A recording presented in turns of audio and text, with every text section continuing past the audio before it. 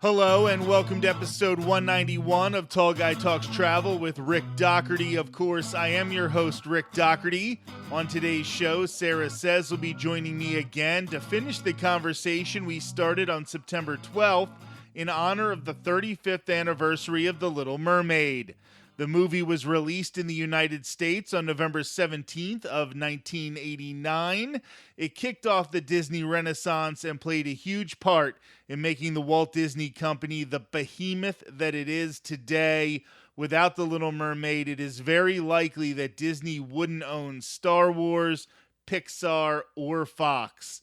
You know what comes next. Before we get started, make sure that you're subscribed to the Tall Guy Talks Travel with Rick Doherty YouTube channel. I know I ask every week, but we are still getting more views every week than we have subscribers. By the time we hit our 200th episode in November, I would love to have a significant jump in subscribers. Right now, let's get started with today's topic. Thanks for being here, Sarah. Thanks. I'm happy to be back. We discussed The Little Mermaid in honor of the 35th anniversary of the original animated Little Mermaid movie. The anniversary itself will happen on November 17th, but we're celebrating a little bit early because with a movie this great, you have to do it a little early. So we discussed the original movie, the theme park ride, and the sequel, Little Mermaid 2. Yes. Today we're going to talk about the Disney on Broadway version of Little Mermaid and some other touring versions of it. I'm going to talk a little bit about the musical at Disney's Hollywood Studios. We'll talk about the TV special. And I just wanted to read this little piece on Wikipedia about the end of the Hans Christian Andersen book that was the basis for the original Little Mermaid. And I think this is just hilarious. Because I asked you, do you know what happened to her at the end of the book? And you're like, yeah, she turns to foam. But that's not how Wikipedia describes it. Quote, her body dissolves into foam, but instead of ceasing to exist, she feels the warm sun and discovers that she's turned into a luminous and ethereal earthbound spirit, a daughter of the air. As the Little Mermaid ascends into the atmosphere, she's greeted by other daughters who tell her she has become like them because she strove with all her heart to obtain an immortal soul.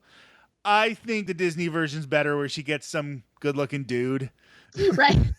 I'm just like hearing you read that. I'm like, that's not how I read the end of that book, but okay. I think somebody's going a little crazy here on Wikipedia.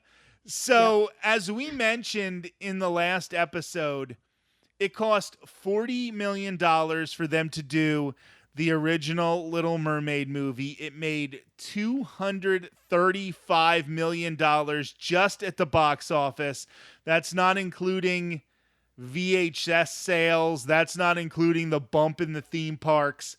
And The Little Mermaid directly started the Disney Renaissance of the Michael Eisner era. This is what a lot of people think of when they think of those classic Disney movies. It returned Disney to making princess movies. So when we talk about Belle, when we talk about Jasmine, Mulan, some of these newer Disney princesses, even up through Merida, Tiana, Moana, all of that goes back to Michael Eisner saying, well, what worked for us in the past? Somebody saying princess movies. And he was like, well, why aren't we making them anymore? Right. And then Bob Iger got obsessed with taking all of Michael Eisner's movies and doing live action remakes. Yes. And that's going to be where we start because your son absolutely loves the live action Little Mermaid. So anybody with a kid knows that means Sarah has seen this a lot. And I'm going to let you kind of take the lead on talking about where this is similar and where it is different from the 1989 original animated feature. Yeah, so Yes, my son does love this. And he loves it because of Ursula. He loved Melissa McCarthy as Ursula in this movie. Like, I was watching it by myself, and Ursula comes on, and all of a sudden he was like, this is great. So they kind of, with this live action version of Little Mermaid, it's a good mix of the animated film, the musical, and Hans Christian Andersen's story kind of together, because things are a little darker in parts of it.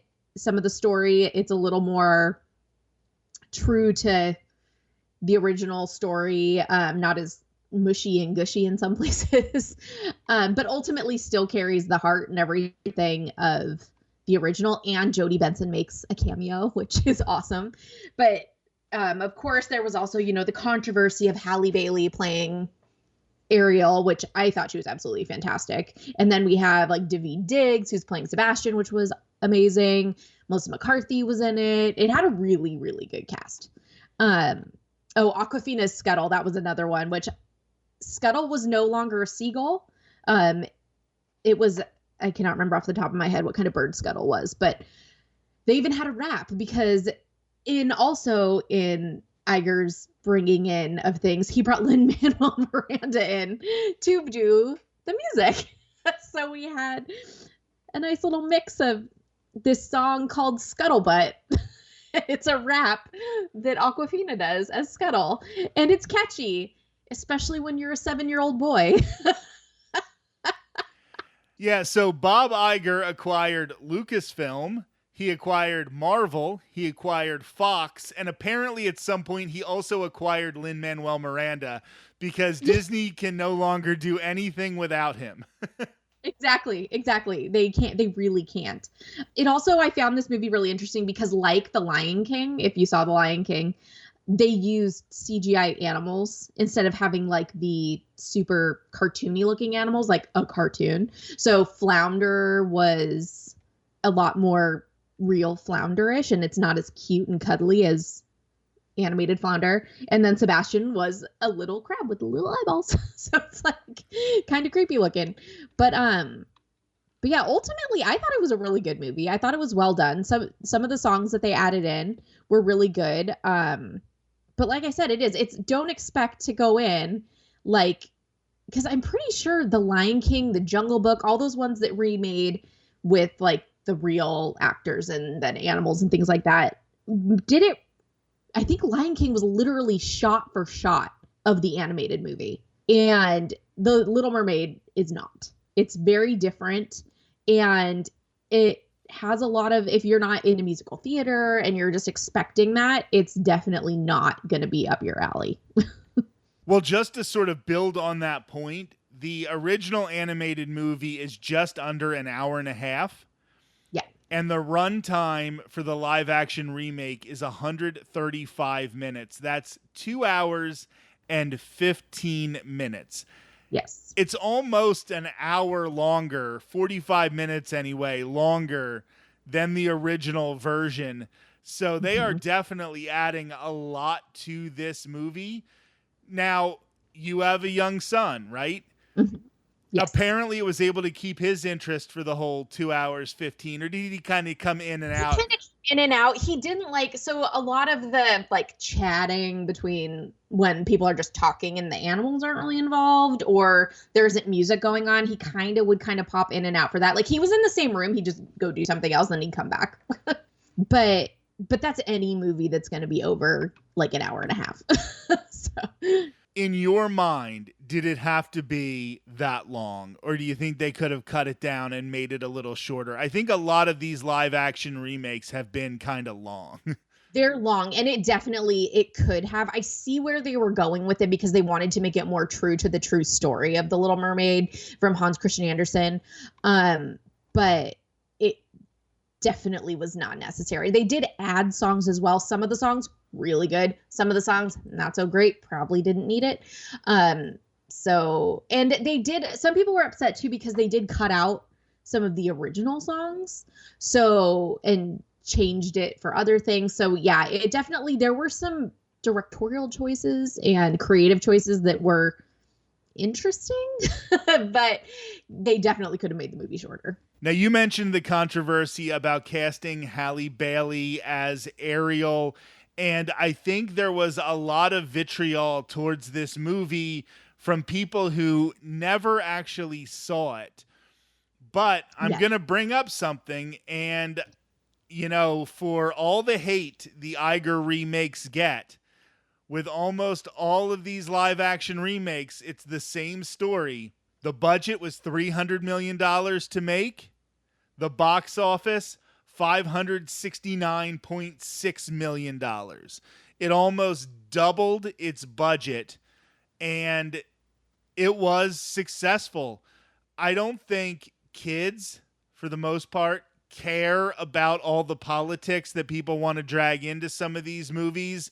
And I thought Halle Bailey, she nailed all the songs at least. Like, I think she was a perfect Little Mermaid. And I have to take a step back too and mention Daveed Diggs, because I absolutely love this guy so much. I Yep. was so happy that he got cast in The Little Mermaid. And one of the reasons I'm so hesitant to go see Hamilton in person is because in my mind, he is Thomas Jefferson. Like, now when I'm reading a history book, like, that's how That's I so funny think because I've of seen Thomas Hamilton twice, Jefferson. and I never had that problem. They're the actors who play them, like on the tour that we saw, both tours we saw. Amazing, amazing. You need to go.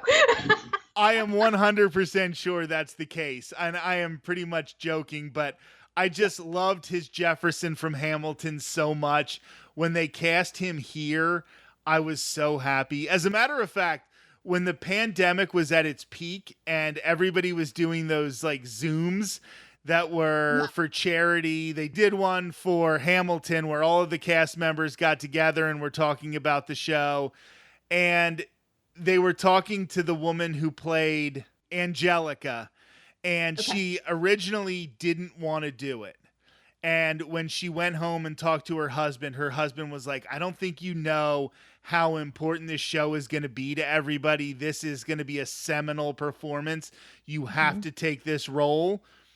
And then they immediately asked Daveed Diggs, and they were like, so what made you convinced that you needed to take this role? And he said, I asked them if the checks cashed. He was like, I'm not turning down this role. Right? Oh my gosh, that's so funny. Oh my gosh. So what do you think about the Lin-Manuel Miranda additions to this movie, speaking of Hamilton? They are Lin-Manuel Miranda editions. There's a lot of rap that he does, but you know what? I don't mind because I love Hamilton and I love his other shows like In the Heights. Love that movie. I love the movie, but I love the stage production. But it definitely, you can tell it's him. It's kind of like Moana. You know it's him, especially if you're familiar with Lin-Manuel Miranda's work. You know it's him. So mostly for his edition with Scuttlebutt that I was talking about earlier, that it's something else. So now as we go back and look at this Iger era of, and of course, if you don't know who we're talking about, Bob Iger, the CEO of the Walt Disney Company, I guess we sort of assume people are just as nerdy as we are about this stuff sometimes. But he oversaw most of these live action remakes. So when we're talking about Aladdin, Beauty and the Beast, Mulan, even going back to the Cinderella version, not the Brandy one, that's a different era of that one live action remakes. It's very good. It's just not in this whole grouping. No. It's not like the feature film, because I think that one was made for TV. But when we look back at all of these live action remakes, where would you place this? Even The Lion King and things like that. Where would you place this among those? Would you say this is one of the better ones, or did you happen to like some of the other ones better than this? Yeah, so my favorite of all the live actions is Beauty and the Beast. I loved it with Josh Gad and Emma Watson, and I absolutely adore that movie. I think it's fantastic. But this one I would have it in my top 3 because I did enjoy it. It's just long.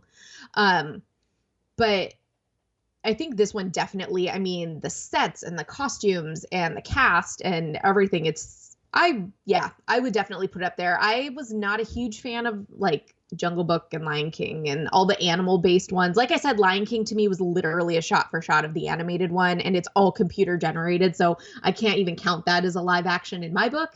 Doesn't mean it's a bad movie, but I'm like, get those lions in there. Come on. Come on. I mean, that one had a fantastic cast as well, but I think this one would definitely be in my top 3 of the live action remakes. But Beauty and the Beast, I think, is my absolute favorite. So in 2019, ABC put on a version of the stage show, or not even a version of the stage show, but they did. Well, why don't you explain what they did in 2019? Because you're kind of shaking your head. I don't think you were a huge fan of I this. was not impressed. I love the people that they got for it. Don't get me wrong. I absolutely love the people who performed because they're fantastic performers. But the way that it was staged, it was basically the animated movie playing and they'd cut in and out with the actors. It wasn't like when you see Hairspray live or you saw The Wiz live or any of those that they did over that time period. It just was so choppy and like, it was so just unimpressive to me that can't even remember a good portion of it except for the bad parts. I mean, okay. It wasn't great. Like I said, it was like watching the animated movie with actors popping in and out. It's like if you've ever seen the Rocky Horror Picture Show performed live, where they play the movie in the background and there's actors acting it out on stage in front of the screen. That's what it reminded me of. Okay, listen, we don't have to like everything, right? We don't have to. I mean, for the people that love it, that's awesome, but it was not for me. Yeah, we don't have to always make excuses. If we don't like it, we're just going to say it. I know when I first saw the new version of the Country Bear musical Jamboree, and I texted you about it, and I was like, boy, I don't like it. And you were like trying to put a positive spin on it. And I'm like, I'm not saying that it shouldn't exist. I just didn't personally like it, and that's fine. Like, I'm not complaining or I'm not yelling. It's just not my jam. Then you said you saw it like 3 times, so. I did. I saw it 3 times, and it did not get better. But you know what? You went back for those awesome new audio animatronics. That's my theory. The animatronics are nice. Oh, listen, we can talk about Country Bear musical Jamboree at another time. But yeah, we don't have to like everything. But what you did like was the times that you have seen the stage show and the touring Disney on Broadway version. And I think you're going to want to take a little bit of time to talk about this because you really enjoyed that. Yeah. And so I live in Seattle, or around Seattle, I should say. So I am fortunate enough to live near a theater that actually gets a lot of shows that preview before they go to Broadway. Or in this case, the first time I ever got to see it live was Disney gave this theater, the Fifth Avenue, rights to rework The Little Mermaid. And it was very cool because just a little background on The Little Mermaid musical, which I absolutely adore. It started in Denver and then it moved to Broadway. It was all done so that they looked like they were swimming, but they were on those Heeley shoes, the tennis shoes that have the heels in the back or the wheels in the back of them. So that's how they floated around the stage. And it had Sierra Bogues. It had, oh my gosh, who all was in this? Sierra Bogues was in it. And Sherry Renee Scott, which if you're familiar with Broadway, you'll know this. Norm Lewis, who's absolutely fantastic, played King Triton. Titus Burgess, which a lot of people I know who that is through things now. Jonathan Freeman, which as many people know is Jafar. He was in it as Grimsby before moving on to Aladdin on Broadway as Jafar. Which we should do a show on the Aladdin one at some point because that started in Seattle. So good. Anyway, so it had they were all those fun things. And then they reworked it when they came to Seattle. And it was the first time they used an Asian actress as Ariel. And it was a lot of kind of uproar, very quiet theater uproar, of why would you do this? Why would you do this? And that's so weird. That's not my Ariel. Kind of like what happened with Halle Bailey. That is not Ariel. Ariel's white. Ariel's redhead. Things like that. But Diana Huey, who was cast as Ariel, was just absolutely fantastic. And they didn't make Ariel roll across the stage anymore. They actually had them flying to make them look like they were swimming. Very cool. It was, the costumes were amazing, music amazing. A lot of the songs are different. They have, the costume for Ursula is literally one of the most fantastic costumes. It's like you'd imagine if you see Broadway shows, a lot of times they downplay if they're basing it off a movie what a costume was like. But Ursula had the humongous tentacles. She had Flotsam and Jetsam. She had all of these things. So they were very true to the animated movie that everyone knows and loves. And then when Seattle remade it, they did that, but then they tweaked it a little bit. So Flounder's a little older. The sisters, all of that, it's all just slightly different, but you still get the same feeling of the original movie that you love, or if you saw the Broadway version that you love on stage in front of you. More high caliber than what you would see in the Disney park, of course, though the Disney park ones are very high caliber. But it was just fantastic. They actually redid it in Seattle again. They did a very similar production this last season at the same theater, the Fifth Avenue. And my mom and her friend went and saw it. I ended up not being able to go, but most of the cast was very similar, things like that. But I would highly recommend, if it is playing somewhere near you, that you go see it, because seeing just the joy on these kids' faces as well, seeing these characters, is just awesome. So in the episode that we did last week, where we talked about the 1989 animated movie, and we talked about how important Jodie Benson was to bringing that Ariel character to life, and how she really embodied that character and made the movie, in my opinion. And earlier in this episode, I talked about how, like, I just love Daveed Diggs and his version of Thomas Jefferson in Hamilton. Did you find it was hard to accept somebody else as the Little Mermaid when you were seeing it in person, or did she do such a good job that she just kind of made it her own role and you weren't thinking about Jodie Benson? I think the way that, when I saw it with Diana Huey, that the way she did it, she was amazing and she was wonderful, and she did such a great job that she made Ariel her own. It wasn't her trying to be Jodie Benson. It wasn't her trying to be like, oh, I need to be just like the movie. It was, she gave her own spin to Ariel, and it made it that much better. Because I know personally, going to see, like, when you see Disney on Broadway, I mean, the first thing I ever saw was Lion King, and then like Aladdin and things like that, is in your head kind of before. It's like you go and you're like, oh, is it going to be like, oh, is it going to be like this? Especially when a character like Jonathan Freeman goes in to play Jafar, you're like, oh, sweet, I'm seeing the guy from the movie. But then when you get in there and you see these actors take the role and shape it themselves and not try and copy what we're used to seeing, it just makes it a million times better. We're going to have episodes on all of these movies at some point. We'll talk about Aladdin, and then, of course, we'll talk about the stage version of Aladdin.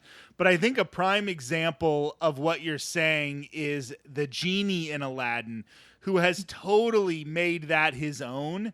And if you would have told me after I first saw Robin Williams' version of the genie that somebody else would play the genie and I wouldn't be mad about it, I would have thought you were a huge liar. But he really does make it his own. He doesn't try to do a Robin Williams impression, because that would just be stupid, first of all. It's Michael James Scott, right? That's who I believe is currently playing him. The original for Broadway was James Monroe Iglehart, but they all are, so like they play the genie very similarly, but they all have their own little spin to it. But you said Michael James Scott, who's playing him, I believe. I think he's the one who's currently on Broadway with him. Is so good. So good. Well, he's the one I have seen at Oh, the that's right. Disney on Broadway live on stage at Festival of the Arts. I've seen him perform, and he just blows me away with how he does the genie. And, you know, Yes, he's as currently somebody Disney. who loved Robin Williams, I am amazed that I was able to be sort of converted to the cult of Michael James Scott because he is so good. Oh, yeah, no, he's super good. He actually too, like speaking of Broadway, is he was in like Something Rotten, and he's just so talented. And yeah, the genie on the live Broadway show is just so good. It's so funny. So funny. But we are talking about The Little But we're talking about Mermaid the Little now. Mermaid. And it did kick off the Disney Renaissance, which was so important. I think a lot of younger people don't quite understand how movies like The Little Mermaid, Beauty and the Beast, Mulan, The Lion King, these movies really saved Disney and brought them back from a really dark period where they were making movies that weren't very culturally relevant. Even if they made money, they didn't have that cultural relevance that they did after Who Framed Roger Rabbit and The Little Mermaid. And then Beauty and the Beast, I mean, that was up for awards. And I just want to talk about a couple other areas where they did versions of The Little Mermaid that I found here on Wikipedia. Yeah, listen, we're not doing that much research. I don't get paid to do this podcast. But there was an NBC television series, Shirley Temple's Storybook. And on March 5th, 1961, as episode 22 of the show's second season, Shirley Temple herself played the Little Mermaid. Unlike the original story, the mermaid does not give up her voice to become human, but she still fails to win the prince's heart when he falls in love with the princess who found him. In the end, when she cannot bring herself to kill the prince with the dagger, Oh my gosh. she prepares to throw herself into the sea. Wow, Shirley Temple going dark. This must have been like her Right? goth period, right? Yeesh. When she was shopping at Hot Topic and stuff. Neptune himself intervenes and says that for her selfless act, she has earned the right to become a mermaid again and rejoins her family, giving the story a happy ending. In 1976, the Soviet version of The Little Mermaid, directed by people whose names I will not even attempt to pronounce for cultural sensitivity purposes. The story is set in the 13th century. The mermaid saves the prince from drowning after other mermaids mesmerize the sailors into crashing their ships onto the rocks. The prince is saved by a local princess under whose care he recovers. The mermaid seeks to marry the prince. A traveling handyman tries to help the mermaid in her love. He finds a local witch who changes her tail into legs in exchange for her hair this time. Not her voice, but her hair. The prince marries the local princess, and the mermaid is destined to die on the same day. The traveling handyman challenges the prince to a fight and is killed. His sacrifice spares the mermaid from death, and her soul becomes eternal. So that seems like Yeesh. it's a little more like the original book, Yeah. but they definitely throw in some weird kinks. And a version at the Fairy Tale Theater that is just bonkers. And I'm not even going to go over that one. Filmed in 1987, this installment of Shelley Duvall's Fairy Tale Theater gives the Little Mermaid the name Pearl. She lives under the sea with her father, the king, and 3 older sisters. And that one has a pretty long write-up. But this is a story that has been told many, many times, even before Disney got a hold of it. And I think Sarah might even have another one. There is. So I completely forgot about this, and I watched it all the time. Little Mermaid, there was a TV series in the 90s on Disney that had Jodie Benson, Samuel Lee Wright, Pat Carroll, Jim Cummings, Winnie the Pooh, and many, many others. They did a full-on TV show about it, too, after It ran from, it was 92, I think is when it started.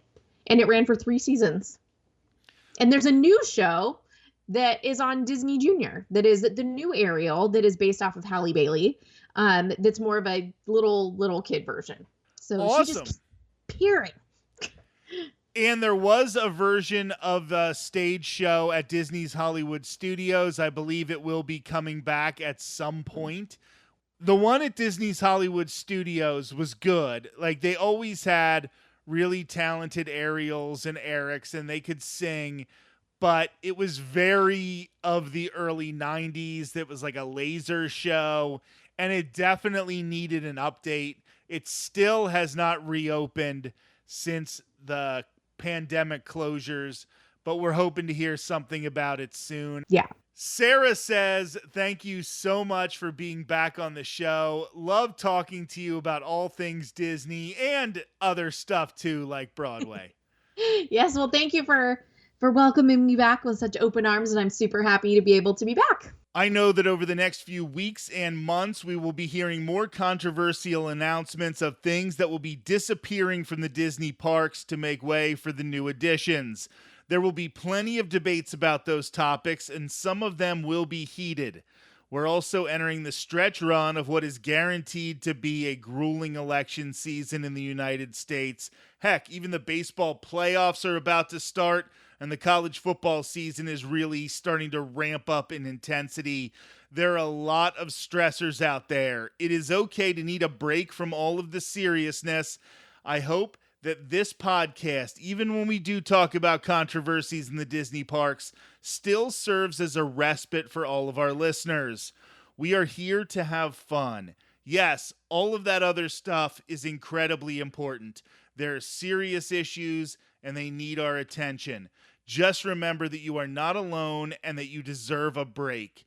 If being a Disney adult for a few hours a week recharges your battery to fight for your beliefs, gets the motivation to hop on the treadmill or exercise bike, or just get out of bed to survive another day, that is 100% okay. That is one reason I have stayed away from sensitive topics in the past few weeks. We all deserve a break. This has been episode 191 of Tall Guy Talks Travel with Rick Doherty. We will have another brand new episode next Thursday. Until then, have a great week.